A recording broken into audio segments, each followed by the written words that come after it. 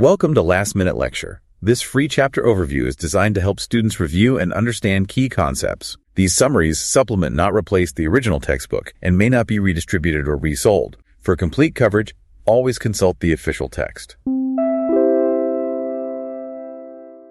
Well, you know that feeling. You're sitting on the crinkly paper of a doctor's examination table. Oh yeah, your legs are just dangling off the edge. Right, and the doctor brings out that little rubber mallet, gives you a quick tap just below the kneecap, and your leg kicks out automatically, the classic patellar reflex. It's so deeply ingrained in our shared experience of going to the doctor, But we rarely stop to think about the absolute symphony of biological events that has to happen in that fraction of a second. Yeah, it's so intricate, and yet it happens so fast you don't even have time to consciously register it. Exactly. The sequence is practically instantaneous. So, to understand that kick, we really have to look at a microscopic gap in your body. Which brings us to the mission for today's deep dive. Right. Our goal today is mastering Chapter 8 from Cellular Physiology of Nerve and Muscle, the 4th edition. Yeah, think of this as a custom-tailored, college-level tutoring session designed specifically for you. We are focusing strictly on how the electrical signal from a motor neuron jumps the gap to make a muscle cell contract. And mastering this sequence really means keeping the causal chain completely explicit in your mind. We always need to know the why before the how. Make sense out of it, not just memorize it. Exactly. So the narrative strictly follows this chain. Basic cellular properties allow for membrane excitability. Like the action potentials traveling down a nerve. Right. And that excitability is what triggers synaptic communication at the junction. And finally, that communication dictates the muscle contraction. Every step supports the next. So let's establish the geography first. The point of contact between that motor neuron and your muscle cell is called a synapse. Specifically for this chapter, the neuromuscular junction or myoneural junction. Right. But not all synapses are created equal, right? Broadly speaking, no. Right. You have electrical synapses and chemical synapses. Electrical synapses are basically direct physical connections. You use gap junctions, right? Yeah. Gap junctions let electrical current flow straight from one cell to another without any interruption. But today's focus is the model chemical synapse. And in a chemical synapse, there is a literal physical gap.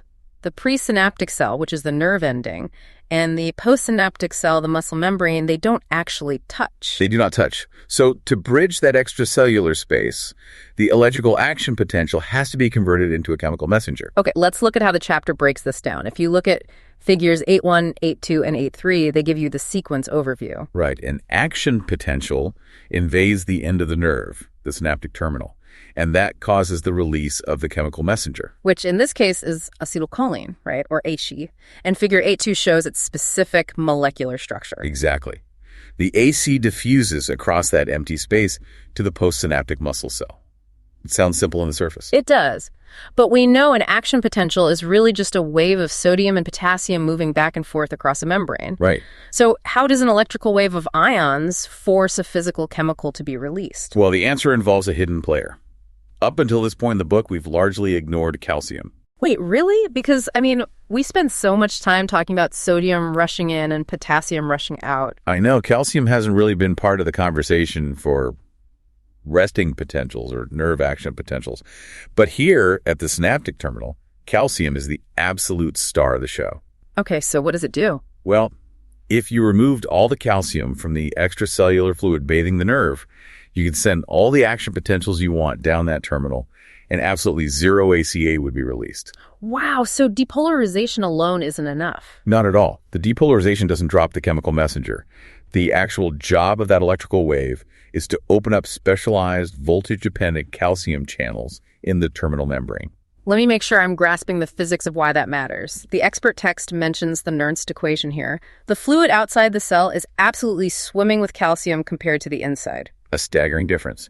The extracellular fluid has a calcium concentration of about 1 to 2 millimolar, while the inside is less than 10 to the negative 6 molar. So the outside is basically 1,000,000 times more concentrated. Exactly. And because of that massive difference, the Nernst equation dictates a highly positive equilibrium potential. Meaning that both the chemical concentration gradient and the electrical gradient are aggressively pushing calcium inward. It's like it's desperately knocking on the door to get in. Perfectly put. So when the action potential depolarizes the terminal, those voltage-dependent calcium channels open, and all those forces aggressively drive a massive spike of calcium into the terminal. And that calcium spike is the trigger. Yes, the direct, non-negotiable trigger for AC release. Okay, so calcium triggers the AC release, which we will detail molecularly in just a second. But what happens when that AC actually reaches the muscle membrane? Well, it reaches a specific region called the end plate. It's a specialized part of the muscle membrane rich in transmembrane proteins. Yeah, if you look at figure 8 ticks, it shows these amazing electron micrographs. You can visualize the end plate as a membrane completely studded with dense ring-shaped particles. They look like little donuts packed together. And then what are those donuts? Well, figure 8-4 breaks it down. Those ring particles are He-activated ion channels.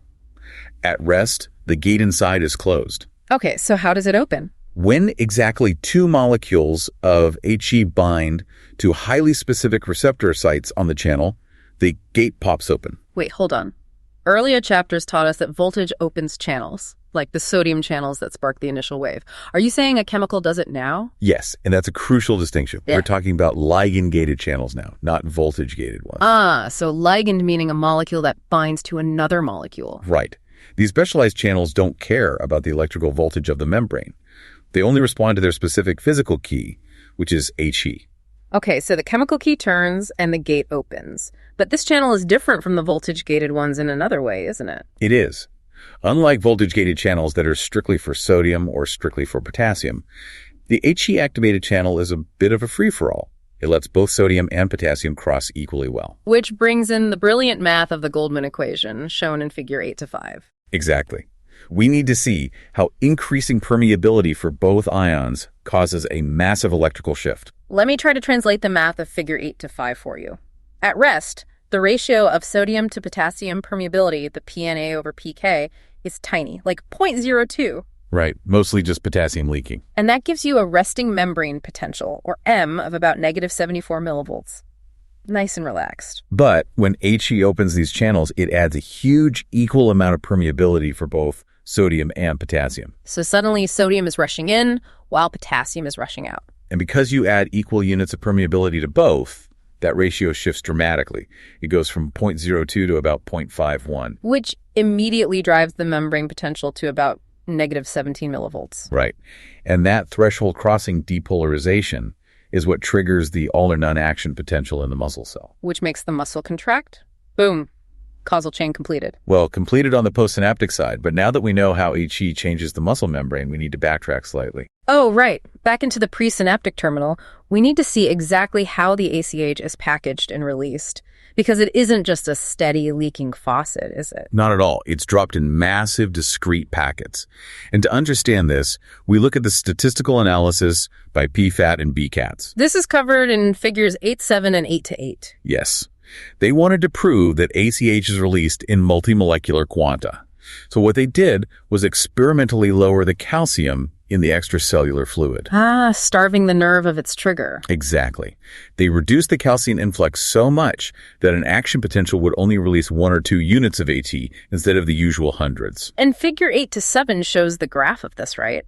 The recorded depolarizations in the muscle weren't just random, messy sizes. They clustered at exactly 1 millivolt, 2 millivolts, 3 millivolts. They jumped by exact increments. It's like buying sugar for your coffee. You can't buy 1.5 packets of sugar. You can only buy 1 packet, 2 packets, or 3 packets. That is a perfect analogy. And each packet is a quantum containing roughly 10,000 individual AT molecules. Wow, 10,000. And what about figure 8-8? That figure shows miniature end plate potentials.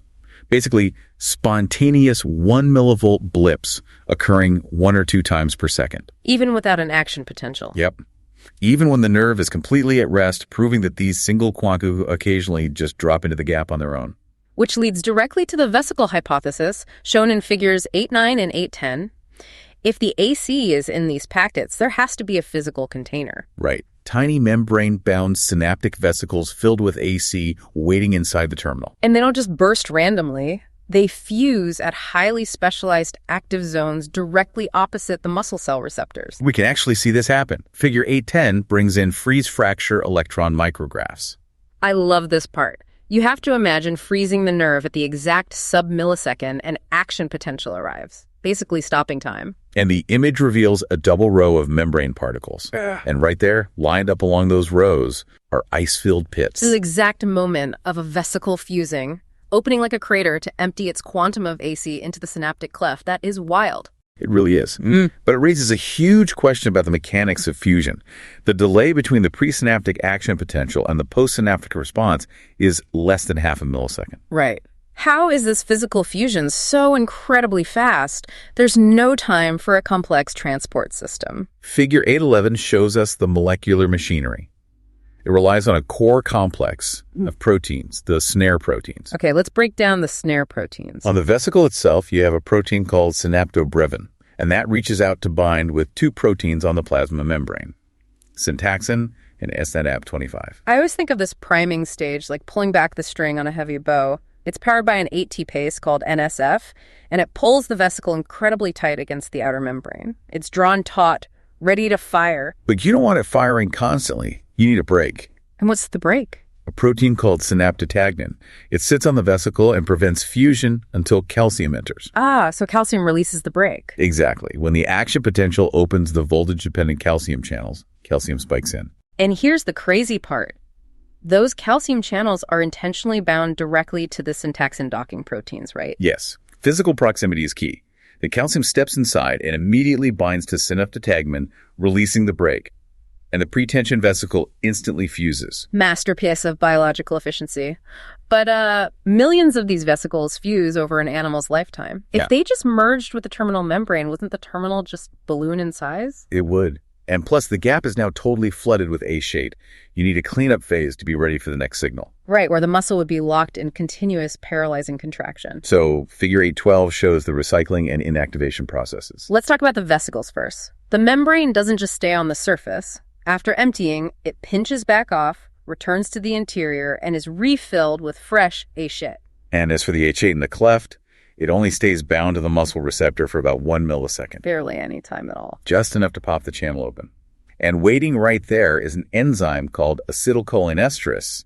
It splits the H8 into acetylcholine. Like a pair of chemical scissors. Yep. And the leftover choline is swiftly vacuumed back into the presynaptic terminal, where another enzyme, choline acetyltransferase, reassembles it into fresh AR. Nothing is wasted. It's the ultimate recycling program. But, all this sounds amazing, but how do neurophysiologists actually know what a single channel does? Right. How do you prove something that microscopic? They use the revolutionary patch clamp technique developed by Nair and Sackman, shown in figures 813 and 814. Let me describe figure 813 for you. Basically, scientists take a tiny glass micropipette, fill it with extracellular fluid and a tiny bit of agar, and press it against the cell membrane. And they apply a little suction to form a tight seal. An insanely tight seal. We're talking a massive electrical resistance of over 10 to the 10th ohms. Which is critical because it forces any minute current flowing through a single trapped channel to travel straight up the pipette into a current-sensing amplifier. It has nowhere else to leak out, and the data from this is amazing. If you look at figure 814, it's an actual data trace from Naranjo and Brum. It doesn't look like a messy curve at all. No. It's perfect, rectangular, stepwise drops in current. It looks like a digital barcode. And that barcode pattern proves definitively that the gate is either entirely open or entirely closed. Binary. Yeah. A microscopic trapdoor. So what is the trapdoor made of? Figure 815 details the molecular properties. It's an aggregation of 5 distinct protein subunits. 2 alpha, 1 beta, 1 gamma, and 1 delta. And they form a tight circle with a central aqueous pore. Right. And the 2 alpha subunits are crucial because they hold the 2 acon binding sites. Which perfectly explains why it takes exactly 2 molecules of HE to turn the key. Exactly. And the most incredible part of this, scientists can extract the genetic code, the mRNA, for these subunits. And they inject it into a frog egg. A frog egg that normally never makes HE channels. But the egg just reads the instructions and builds fully functional patch-clampable channels right on its surface. It does.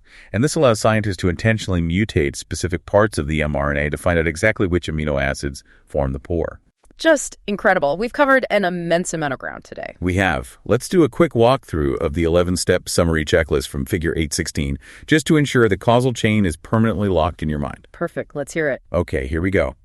Action potential arrives. Calcium channels open.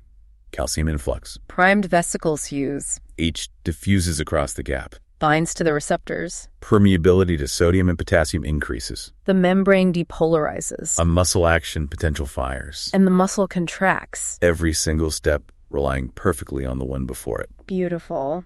But before we let you go, I want to leave you with a final thought to mull over. You've seen the precise, fragile machinery of this junction. The snare core complex, the HE receptors. It's a delicate system. If human scientists can map these amino acids in frog eggs, imagine what nature has already done over millions of years of evolution. Think about neurotoxins. Oh, wow, yeah. Like botulinum toxin or snake venoms. Right.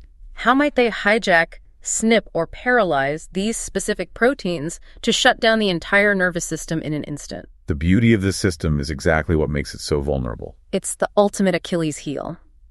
Something to think about next time you get that reflex tap on your knee. Definitely. Well, a huge thank you from the Last Minute Lecture team for diving deep with us today. Good luck on your exams, and keep asking why. Catch you next time.